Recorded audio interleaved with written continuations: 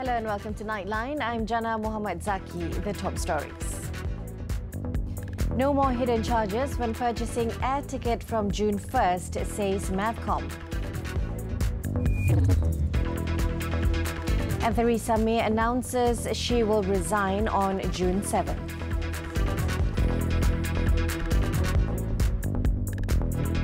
United Kingdom's Brexit deal took another turn on Friday as British Prime Minister Theresa May announced that she will quit as Conservative leader on June 7th, paving the way for a contest to decide a new Prime Minister. She, however, stressed that she would continue to serve as PM while the Conservative leadership contest takes place. In an emotional statement, she said she had done her best to deliver Brexit and it was a matter of deep regret that she had been unable to do so. But it is now clear to me that it is in the best interests of the country for a new Prime Minister to lead that effort. So I am today announcing that I will resign as leader of the Conservative and Unionist Party on Friday the 7th of June, so that a successor can be chosen. I will shortly leave the job that it has been the honour of my life to hold. The second female Prime Minister, but certainly not the last. I do so with no ill will, but with enormous and enduring gratitude to have had the opportunity to serve the country I love. May also said she will still be Prime Minister when US President Donald Trump makes his state visit to the UK at the start of June. She added that she had agreed with the chairman of Tory backbenchers that a leadership contest should begin the following week. May said she had done everything she can to convince MPs to support the withdrawal deal she had negotiated with the European Union, but it was now in the best interest of the country for a new Prime Minister to lead that effort. She added that in order to deliver Brexit, her successor would have to build agreement in Parliament. The Prime Minister has faced a backlash from her MPs against her latest Brexit plan, which included concessions aimed at attracting cross-party support. Meanwhile, Boris Johnson, Esther McVey and Rory Stewart have said they intend to run for the party leadership, while more than a dozen others are believed to be seriously considering entering the contest. The Conservative Party said the leadership contest would begin on 10 June, with MPs allowed to whittle down a large field of candidates to a short list by the end of that month. Brandon Lewis, the party chairman, and two vice chairs of the Backbench 1922 committee, Cheryl Gillen and Charles Walker, made a joint announcement about the timetable, saying successive rounds of voting by MPs will take place until a final choice of candidates to be put to a vote of all party members is determined. The leaders said that they expect the process to be concluded by the end of June, allowing for a series of hustings around the UK for members to meet and question the candidates, then cast their votes in time for the result to be announced before Parliament rises for the summer. Conservative MPs expect up to 20 of their number to announce leadership bids in the coming days as senior figures struggle to resist having a shot at becoming Prime Minister without having to face a general election. Back to the local front. From June 1st, all airlines must disclose the final price of airfare both at the point of advertisement and when purchasing flight tickets. The Malaysian Aviation Commission, Mavcom, said the updated Malaysian Aviation Consumer Protection Code 2016, MACPC, now requires airlines to publish the final price of airfare for flight tickets. According to Mavcom, if airlines fail to heed the regulation, they will be slapped with penalties. Ya, kalau ada breach of any code, dia ada financial penalty. Sehingga 200,000 ringgit per offence. Kepada syarikat penerbangan dan lapangan terbang. The announcement on the new regulation was made on Friday at the official launch of Mavcom's Fly Smart mobile application, a consumer-centric initiative by Deputy Transport Minister Datuk Kamarudin Jaafar. Also effective June 1st, refunds on flight tickets should be reimbursed to passengers within 30 days from the date the passenger requested for a refund. And if the ticket is purchased through a travel agent, the airline should reimburse the travel agent within the same period. The amendments also include a refund to consumers on passenger service charges, taxes, fees and charges prescribed under any written law for both refundable and non-refundable tickets should a passenger not travel. Meanwhile, the Transport Ministry said on Friday there will not be a ceiling price for domestic airfare tickets during the festive season. According to its minister, Anthony Loke Siu Fook, despite that, the ministry will continue to monitor the situation so that the demand for consumers is met. Loke also explained that airlines do have a fixed rate to certain destinations and the increase in flight tickets is due to market forces. Saya tahu bahawa ada pelbagai saranan untuk kita meletakkan harga siling. Kita dah bincang perkara ini. Saya dah nyatakan berkali-kali kepada media. Kalau kita mengambil langkah tersebut, syarikat-syarikat penerbangan ini akan menaikkan harga mereka pada hari biasa.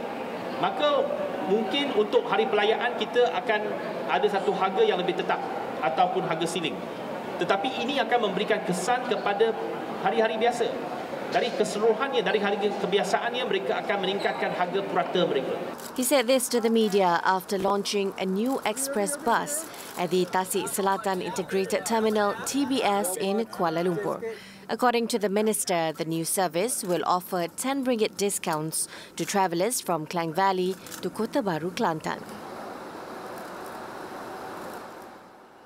Tun Dr. Mahathir Mohamad on Friday has reminded the people not to be too dependent on contributions from others, but instead to strive to provide for themselves. The Prime Minister said being over-dependent on the offerings of others would weaken the spirit of a community. Bergantung kepada orang lain, dan kalau tidak ada orang lain maka kita akan jatuh kerana tidak ada keupayaan untuk mempertahankan diri kita. Sebab itu walaupun kita dalam bulan puasa ini kita menghulur duit raya umpamanya, tetapi janganlah jadikan duit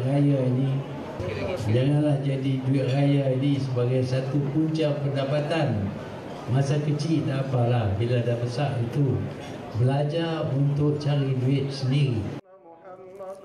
Dr. Mahathir said this in his speech at a breaking of fast and welfare event in Langkawi, Kedah on Friday night. Also present were his wife, Tun Dr. Siti Hasmah Muhammad Ali, Kedah Menteri Besar Datuk Seri Mukris Tun Mahathir, as well as local state assemblymen. At the event, the Prime Minister also handed over Raya contributions from Jetty Point Langkawi to 150 orphans, students of the Rehabilitation and Community Program and the destitute in Kampung Ewa. Tun Dr. Mahathir, who is the Member of Parliament for Langkawi, also gave out educational contributions from Yayasan MRCB to 3 local schools. In the meantime, Datuk Seri Mukris Tun Mahathir has apologized to the Sultan of Johor, Sultan Ibrahim Sultan Iskandar, for not greeting him at Istana Abu Bakar in Pekan Pahang on Thursday. The Kedah Menteri Besar said he had issued an apology to Sultan Ibrahim in which he admitted that the mistake was due to his own negligence. Yalah, hari ini saya telah memutuskan satu pucuk surat untuk mohon maaf di atas kekhilafan saya tidak bersalaman dengan Kebahagiaan Yang Mulia Tuanku Sultan Johor. Jadi biasalah orang Kedah ni kadang-kadang kita kalut. Jadi itu sajalah dan saya harap baginda dapat terima permohonan maaf saya itu.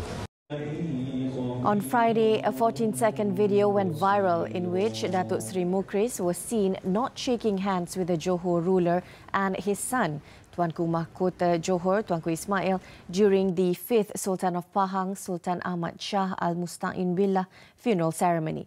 His actions received flack from netizens and also Johor UMNO youth who asked him to apologise to the Sultan of Johor.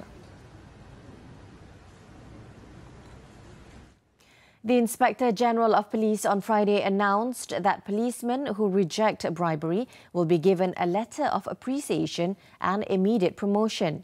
In disclosing this, Datuk Seri Abdul Hamid Badur warned his men to terminate their ties with gambling and vice syndicates before they are subjected to any action. The IGP also said any policemen who have previously compromised with the syndicate chiefs are advised to recall their pledge to enforce the law. Saya telah memberikan nasihat dan juga kata dua amaran kepada pegawai untuk memutuskan juga apa juga connection hubungan mereka dengan syndicate. Sebelum terlambat, semuanya belum terlambat. Selagi kita belum pakai baju orange tu, sama ada di bawah SPRM dengan tangan bergari, itu maknanya belum terlambat. Kita patah balik. He said this to reporters after attending the Ops Selamat event in conjunction with Hari Raya at Menara TM in Kuala Lumpur. Commenting on the crimes committed by responsible officers and policemen, he said it was a sad thing to happen during the month of Ramadan. However, the quick action by the Criminal Investigation Department gives a clear message that criminal conduct by officers and policemen will not be taken lightly.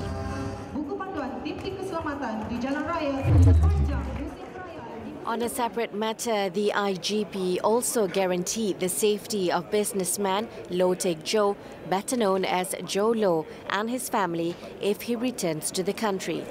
Datuk Seri Abdul Hamid said since Joe Low has claimed innocence in the One Malaysia Development Berhad 1MDB scandal, he should return to Malaysia to assist the ongoing investigations into the case. Saya akan berikan jaminan ke atas keselamatan dirinya. Kalau beliau ataupun mereka rasa tidak bersalah, balik menghadapi proses undang-undang negara ini. Saya memberikan jaminan ke atas keselamatan diri. Jangan mengeluarkan statement dia berjauh menggunakan peguamnya, menidakkan itu, menafikan ini. Kenapa tidak dia sendiri balik? Saya berikan jaminan. Jaminan keselamatan pada dirinya, pada keluarganya.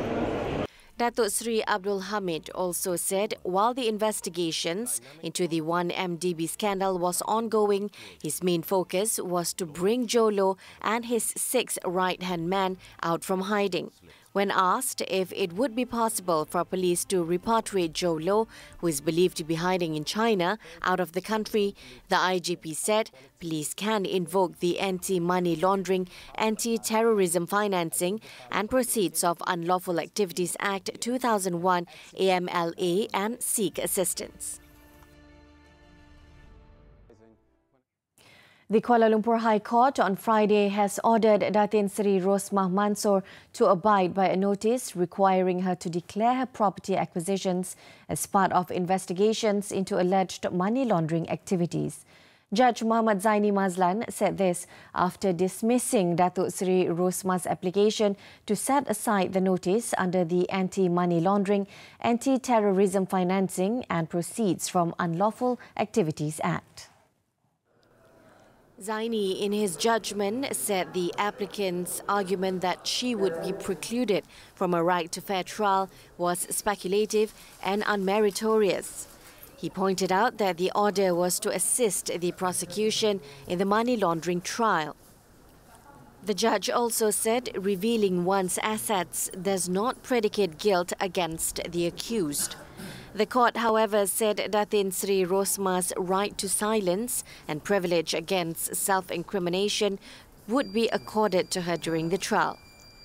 On October 4th last year, the wife of former Prime Minister Datuk Seri Najib Razak claimed trial to 12 counts of money laundering involving 7 million ringgit and 5 counts for failing to declare her income to the Inland Revenue Board. Members of the public have been advised to make the necessary preparations to enjoy digital television broadcasts. The country is expected to fully migrate from analog to digital systems by October. My Freeview chairman, Johan Ishak, said the public should switch to set-up boxes and antennas which could receive digital signals or transmission. Itu yang mustahak sekarang ni. So buat sekarang, jangan tunggu sampai bulan Oktober nanti. Buat sekarang sebab bulan Oktober the radio wave yang ada analog tu akan ditutup. Under the My Freeview, several broadcasters, namely Media Prima, RTM, TV Al Hijrah and Bernama News Channel, offer 15 free-to-air channels as well as 6 radio stations. Johan, who is also Media Prima chairman, said the My Freeview coverage was now up to 98%, where the broadcasts are free with no hidden costs. Consumers only need to pay once to buy the decoder and installation fees if they want the UHF external aerial. The cost of the decoder or UHF external aerial plus installation is expected to be below 200 ringgit.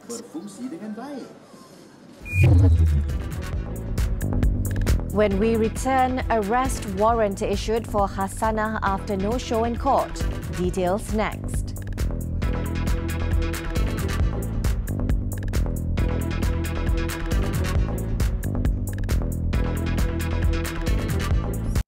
Nightline continues.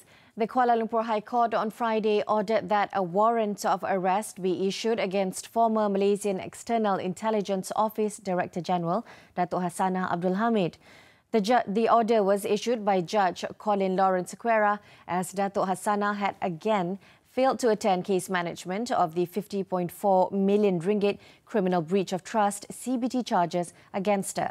Sequeira set June 26 for mention of the warrant and a notice to be issued to the 2 guarantors.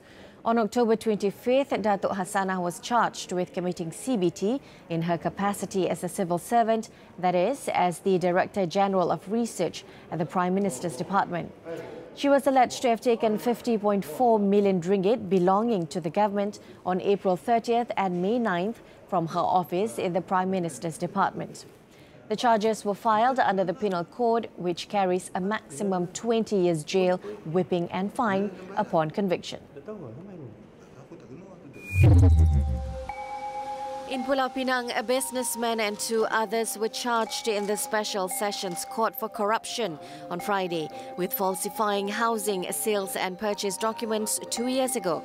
They allegedly tried to cheat and deceive the division by producing a false sales and purchase document for the purpose of obtaining the 30% Bumi Putra quota waiver, estimated at 1.64 million ringgit in the Alila 2 housing project.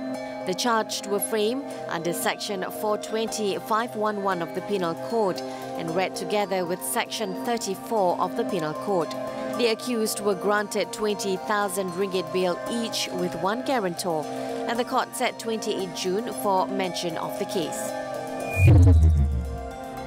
Meanwhile, in Pahang, a driver and his friend were charged at the Kuantan Magistrates Court on Friday with misusing his company's petrol indent card for cash. Manjit Singh and G. Subramaniam were charged with 11 counts of dishonest misappropriation of the company's petrol card to obtain cash over 5,000 ringgit between April 1st and May 5th this year. The charge under Section 403 of the Penal Code provides a maximum jail term of 5 years and fine as well as whipping if found guilty. The court allowed bail at 31,500 ringgit for each accused and set June 12 for remention of the case. Over in Perlis, a Pasar Malam trader was charged in the Kanga Sessions Court for allegedly setting a government official car used by Perlis Mufti Muhammad Asri Zainul Abidin. Muhammad Azimar Abdul Razak, 36 years old, was accused of committing the offence at the Mufti's home in Kanga, together with several others, on May 22nd. The offence is also punishable under the Penal Code for causing mischief by fire and, if proven guilty, carries a sentence of up to a maximum of 14 years jail and a fine. Judge Ainul Shahrin Muhammad granted bail at 8,000 ringgit and set July 2nd for remention. In In Selangor, police confiscated 43,500 cartons of contraband cigarettes of various brands worth more than 7.1 million ringgit in a raid in Shah Alam last Wednesday. Bukit Aman Internal Security and Public Order Department Director Datuk Seri Akril Sani Abdullah Sani said police also nabbed 5 suspects believed to be active in the Klang Valley. In the operation, the police seized 4 lorries, a multi-purpose vehicle, 2 saloon cars and a forklift. All arrests and seizures are handed over to the Royal Malaysian Customs Department for further investigation, and the case is being investigated under the Customs Act 1967.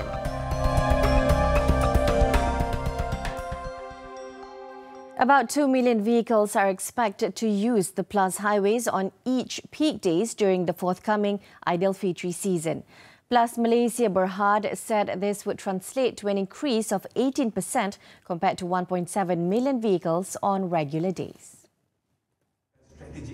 Its Managing Director Dato' Azman Ismail said to reduce the risk of fatal accidents, users are advised to avoid using the emergency lanes without the supervision of the traffic police. Jadi pihak PDRM akan memberi kelulusan apabila mereka tengok the site traffic condition at that point of time. So walaupun we give you the list of where we identify lokasi-lokasi yang di mana akan kami syorkan supaya lorong kecemasan dibuka. Kalau tuan-tuan puan-puan melalui jalan-jalan itu tak semestinya dia digunakan.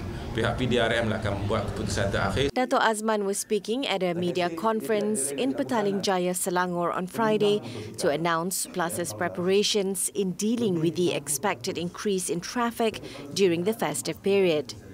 According to statistics, over than 60% of fatal accidents and deaths on highways involved motorcyclists, out of which over 3/4 involved motorcycles using the emergency lane. In light of this, motorcyclists have been advised to wear bright and reflective clothing that could be easily seen by other highway users. Meanwhile, the public have been advised to follow Plus travel time advisory for the North-South Highway, which would help road users to plan their trips.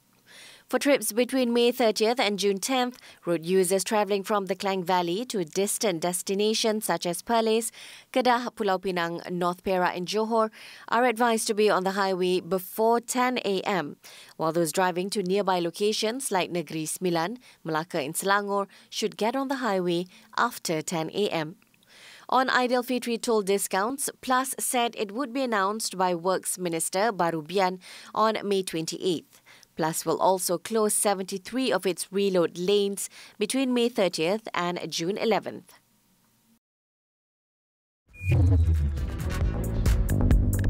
After the breather, Brunei's Sultan returns Oxford degree after public backlash.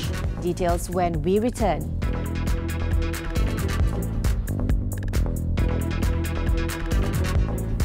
Oh, mak kau. Welcome back.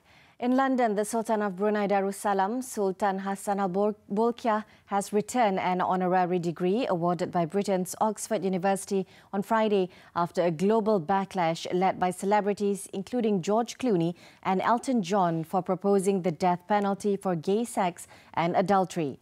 In April, about 120,000 people signed a petition calling on Oxford University to revoke the honorary law degree, which was awarded to the Sultan in 1993.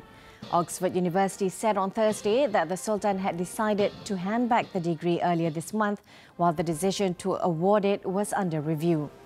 The oil-rich country of Brunei sparked a global outcry when it implemented an interpretation of Sharia law on April 3rd, punishing sodomy, adultery and rape with death, including by stoning. The Sultan has since stepped back slightly, saying that the death penalty will not be imposed in the implementation of the penal code changes. The US Justice Department has filed 17 new charges against WikiLeaks co-founder Julian Assange, who is facing extradition from the UK. According to Assistant Attorney General of the National Security Division, John Demis, Assange now faces a total of 18 charges.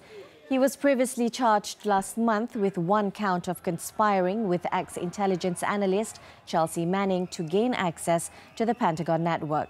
The 47-year-old was arrested last month after being expelled from the Ecuadorian embassy in London, where he sought asylum in 2012.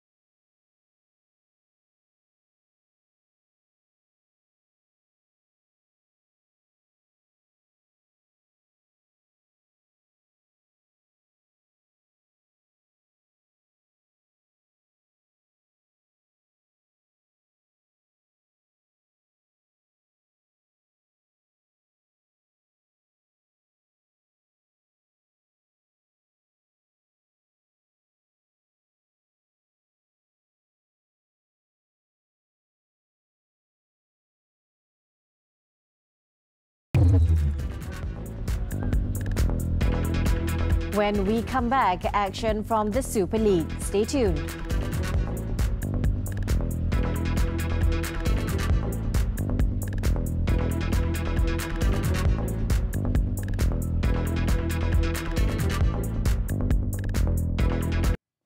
Sports football, the 2019 Super League.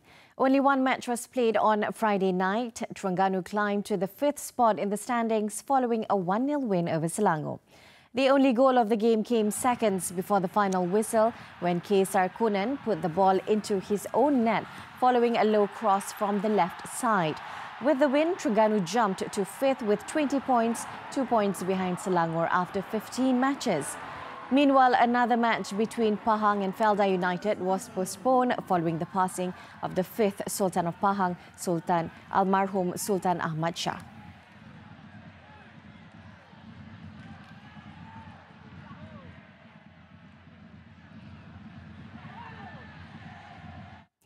And we have reached the end of our bulletin. Children with special needs set a world record in Singapore by performing hundreds of indoor skydives in a massive wind tunnel. Let's take a look as we wrap up Nightline this time around. With that, I'm Jana Muhammad Zaki. Thanks for watching. And for our Muslim viewers, Selamat Bersahur.